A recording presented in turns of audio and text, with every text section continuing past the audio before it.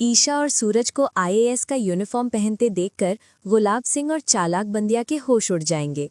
क्या किसी इंसान की तकदीर बदली जा सकती है सिर्फ एक वर्दी पहनकर? या फिर वर्दी पहनना भी तब बेकार हो जाता है जब सामने खड़ा हो ऐसा आदमी जो जिंदगियों को अपनी मुट्ठी में कैद करके बैठा हो? दोस्तों, आज की कहानी सिर्फ एक सपने की नहीं है। ये कहानी है डर से टकराने की, गुलामी से आज़ादी छीनने की और उस हिम्मत की जो तब पैदा होती है जब इंसान के पास खोने को कुछ नहीं बचता।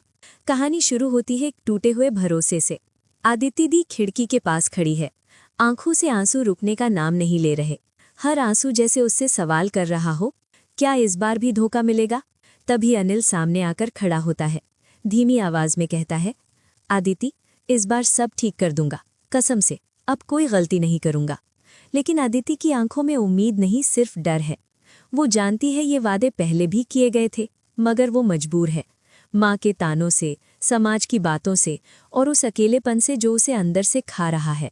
और इसी मजबूरी में वो सबके खिलाफ जाकर अनिल का हाथ थाम लेती है। दूसरी तरफ एक बिल्कुल अलग माहौल।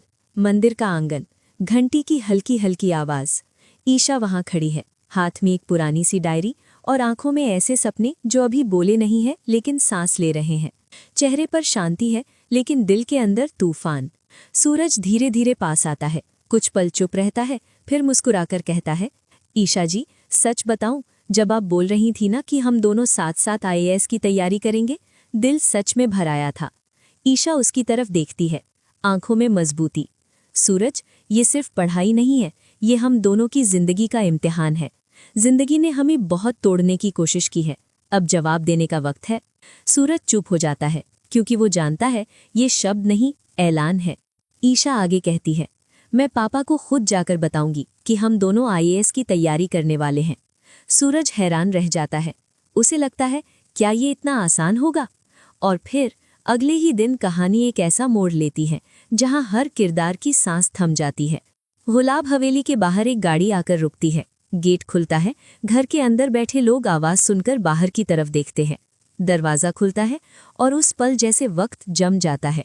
ईशा और सूरज आईएएस की वर्दी में, सीधी चाल, सीधा सिर और आंखों में वो आग जो डर से नहीं, भरोसे से जलती है। बिंदिया की आंखें फैल जाती हैं। हे भगवान, ये क्या देख रही हूं मैं? गुलाब सिंह गुस्से से आगे बढ़ता है, ये नौटंकी क्या लगा रखी है तुम दोनों ने?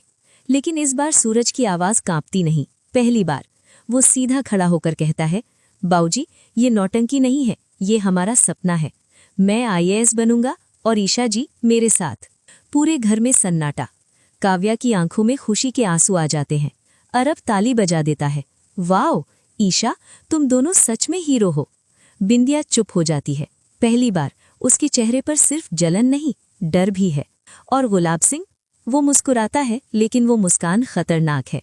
मन ही मन सोचता है, ये लड़की मेरी सबसे बड़ी परेशानी बन चुकी है। एक कोने में खड़ा है अनिल, सब कुछ देख रहा है, सब कुछ सुन रहा है। वो अभी भी गुलाब सिंह के लिए काम करता है।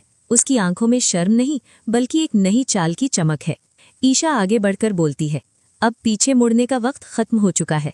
सूरज पूरी ताकत से कहता है, जो भी हो ईशा जी, मैं आपके साथ हूँ। गुलाब सिंह के चेहरे का रंग बदल जाता है क्योंकि उसे समझ आ चुका है ये लगाई आसान नहीं होगी।